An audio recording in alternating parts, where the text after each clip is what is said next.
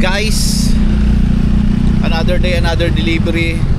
Kasamaan palad, ngayon lang ako nakarating sa mood na mag video. Kasi nga kanina habang nagdi-deliver, ang daming wala sa bahay. So ayun, mainit-init pa kasi ngayon yung usapin ng ng tambay, no? Yung kay Pio at saka kay TPC nga pala, no? Actually, to yung mga sasabihin ko, kung hindi mo magustuhan, pwede mo naman i-comment dyan, no? Mura-murahin mo ako. Kung hindi mo magustuhan yung opinion ko, wala namang problema dyan. Basta i-comment mo lang dyan. Open naman dito sa vlog ko, pag-usapan natin yan, no? Pero para sa akin, no, aya ko yung nangyari na gino-glorify yung sariling tamba, yung salitang tambay, guys. Aya ko na inaangat yung salitang yan, no? Kasi nangyayari, tinuturuan mo yung tambay maging tambay. Parang sinasabi lang nila na okay lang maging tambay. Sa totoo lang, okay lang talaga maging tambay kung anak ka ng mayaman. Gets nyo? No? Wala kang poproblemahin. Pero kung magkakalibel lang tayo sa buhay, pag-isip-isip ka, no? Kasi alam niyo yun, guys, lahat naman tayo ako naniniwala ko na ang tambay meron din yung pangarap sa buhay, meron din yung gustong marating. Ang problema, tamad lang, no? Kasi tulad natin, ito kayo, mga nanonood sa akin, sana araw-araw tayong kumakayod, no? Para may mai-provide, para mabili yung gusto natin, di ba? Para maibigay yung pangangailangan ng pamilya natin, no? Di ba? Para mapagtagumpayan natin ang buhay, no? Papunta sa ating pangarap at marating yung gusto nating marating sa buhay. Lahat naman tayo nangangarap ng ganyan, magkaroon ng sariling bahay, kotse, maraming pera. Pero syempre, paano mo magagawa yan kung tambay ka lang, di ba? Kung akong tatanungin, no? Yung sa sinabi ni Pio na basura lang ang tambay. Basura lang talaga ang tambay. No. Ito mga susunod ko sasabihin, kung hindi to maganda sa pandinig nyo, pwede nyo naman pwede nyo na may comment dyan, no? Pero kung ikaw ay tambay at okay lang sa'yo yung ginagawa mo dahil nakakakain ka ng 3 beses sa isang araw, ang tigas ng mukha mo. Uten, no? Maganda sana kung okay lang sa'yo na nakatambay ka lang sa bahay kasi nakakain ka. Alam mo yon, yung paggising mo kakain ka na lang, kain tulog, no? Bakit hindi mo kaya tanungin yung nagpo-provide, yung pamilya mo, kung okay lang sa kanila yung ginagawa mo, no? Sa tingin ko hindi sila okay doon, lalo na kung hindi naman kayo mayaman,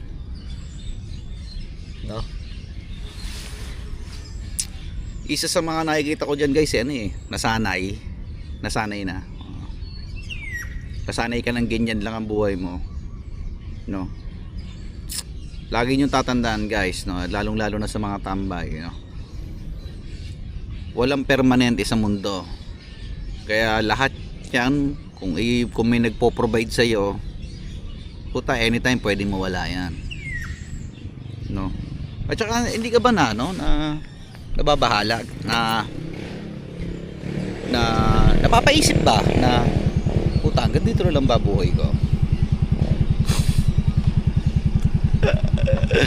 Daig ka pa ng pabigat sa bubong, may silbi kada may babagyo, di ba? Daig ka pa, pag may bagyo may silbi yung pabigat sa bubong, ikaw wala.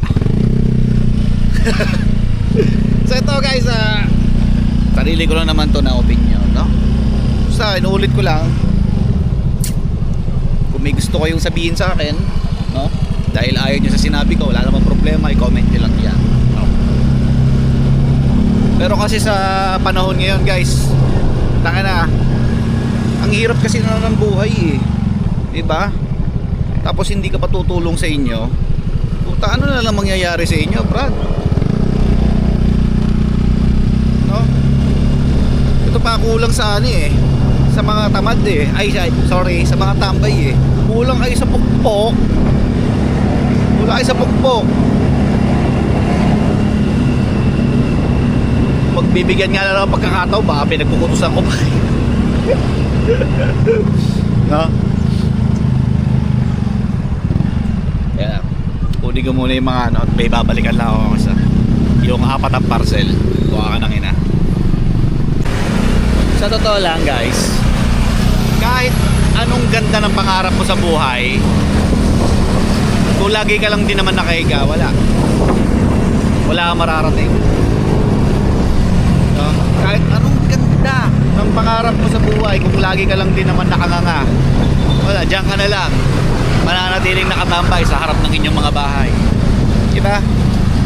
Kaya nga tayo, diba, nagsusumikap, nagpapakapagod, nagpapakahirap para sa pangarap, para sa pamilya. Tapos i-glorify lang nila yung salitang tambay. Bakit?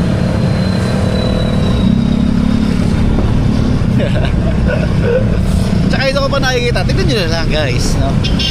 Tayo mga nagtatrabaho, nagpapakahirap sa buhay, makapagbayad lang ng tax, utang ina ibibigay sa mga tambay. Isipin nyo na lang yung 4-piece, diba? Kadalasan sa mga 4-piece hindi naman hindi naman talaga dapat bigyan. Kung tutusin, tinuturuan lang maging tamad, no? Oo, may mga miyembro yung 4-piece na karapat dapat mabigyan, pero mas marami yung hindi eh. Ngayon, yung mga tamad, kung sasabihin nyo sa akin na kulang kayo sa oportunidad, hindi kulang sa oportunidad, sadyang tamad ka lang, no? Nasanay ka na lang ganyan. Wala na naman ako magagawa doon kung ngayon ang gusto nyo sa buhay, no? Naaawa lang ako sa pamilya nyo, sa provider nyo, no? Nasasaktan din yung mga yun, guys, no? Ito para sa mga tamad, no? Ulitin ko, tanungin nyo naman yung mga taga-provide nyo, no? Tanungin mo yung pamilya mo kung okay pa ba sila na ganyan ang ginagawa mo. Hindi yung panay ka lang lamang tulong. So ayun na guys, siguro hanggang doon na lang ang sasabihin ko, no? Basta ako, alam ko naman sa sarili ko na ang mga followers ko walang tamad, walang tambay. Although siguro may mga nakatambay ngayon kasi tapos na magtrabaho, o baka may tambay ngayon kasi alam nyo na, nagpapahinga lang muna tapos maghahanap na lang ulit ng trabaho. Okay lang yun, mga ganon. Pero yung yung natambay na walang ilang buwan, ilang taon ng tambay, tiga sa mukha nyo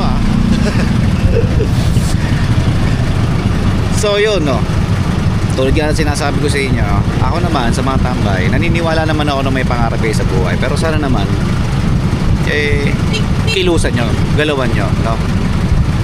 At sa mga followers ko na patuloy na lumalaban sa buhay, ay saludo ako sa inyo, no? Sabay-sabay tayo aangat sa buhay, sabay-sabay nating aabutin ang ating mga pangarap. Alam ko mahirap, pero okay lang yan. So yun na nga guys, no? May gusto lang ako idagdag kasi natatawa ako dun sa sinabi nila na daw na mga tambay daw ay kulang sa oportunidad. Utang na yan. Anong kulang sa oportunidad? Meron nga akong nakita nagpupud panda, iisa kamay. Buta ka na, meron pa kang grab rider, putulang pa. Yung mga bulag nga nakakapagmasahe, tapos sasabihin niya walang oportunidad. Ingina mo, matigas lang ang mukha mo. Diba? Pero sasabihin niya walang oportunidad. Ingina mo, tigas ang mukha mo. So yun na nga guys, bago ko tapusin tong video to, no, gusto ko lang sabihin sa inyo na kung sa tingin nyo minsan parang hindi tayo umuusad sa buhay, okay lang yan, no? Huwag tayong titigil, no? I-push natin lagi ang ating mga sarili na maabot ang ating mga pangarap. Pero syempre, pagka napagod ka, magpahinga ka. Pero huwag kang titigil. Eh lang naman, no? So hanggang sa muli, no? Tulad ng lagi ko sinasabi sa inyo, no? Pag-iingatan nyo ang inyong mga sarili. Ayan, ginagawa. Uten, tenga!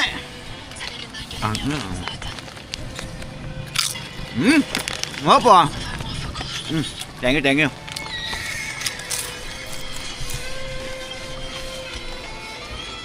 Burak!